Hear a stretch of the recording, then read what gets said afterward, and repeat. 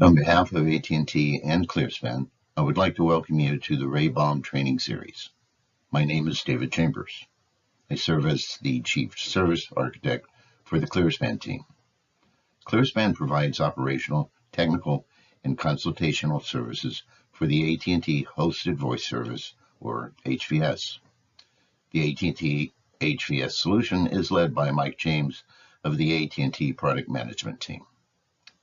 The intent of the Baum training series is to provide an overview of the Federal Communications Commission's requirements that pertain to advancing 911 services in the United States and to offer information on how to address compliance for those requirements.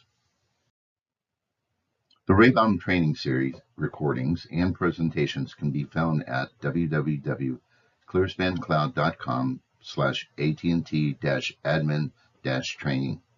Also, additional information on OpEasy training, including the latest release of OpEasy 21.1, can be found at www.clearspancloud.com/admin_OpEasy_training. This is the first training session with a total of 10 sessions. In Part 1, we will provide a brief overview of Section 506 of the Baum Act and also Kerry's Law. Both are part of the new FCC 911 requirements. In August of 2019, the Federal Communications Commission adopted new rules that would improve services for 911 calls and would also expand the requirements of Kerry's Law and Section 506 of the Baum Act. Section 506 of the Baum Act requires that dispatchable location information be automatically conveyed with 911 calls, regardless of the technology used, including voice over IP cloud services. The dispatchable location information includes the street address of the caller and additional information such as a room number and/or floor number, or similar information to adequately identify the location of the 911 calling party as quickly as possible. When this information is automatically delivered with the 911 call to a 911 call center, also referred to as a public safety answering point, the 911 call center will be able to dispatch first responders quicker and with more accurate caller location information. Kerry's Law requires the ability for a user to make a 911 call with or without a prefix digit.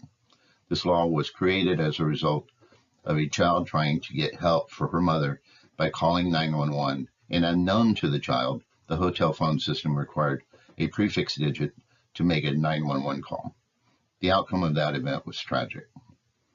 Along with the Baum requirement, Kerry's Law also has been augmented with the requirement of providing notification that a 911 call was made.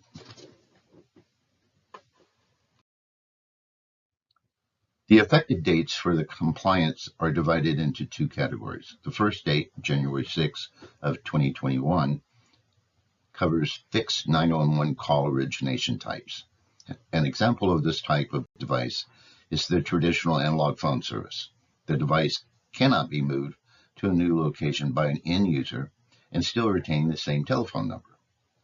This requirement was easily met by the existing automatic location identification ALI database system that currently used by 911 call centers. The database links a 10-digit telephone number with a postal address.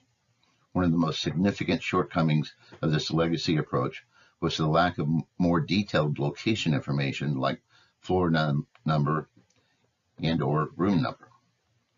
The second date, January 6, 2022, covers non-fixed 911 call origination types. These are device types that can either have the 10-digit telephone number at multiple locations, an example, shared call appearances, and/or the location of the 10-digit telephone number can change locations, an example, soft phones on PCs or mobile phones. This is the focus of this training series. Also, you should be aware that several states have additional 911 regulatory requirements. For example, the location information provided with the 911 call must be limited to a maximum square footage. Please consult with your appropriate company resources for additional information. It is important to note that we are not lawyers.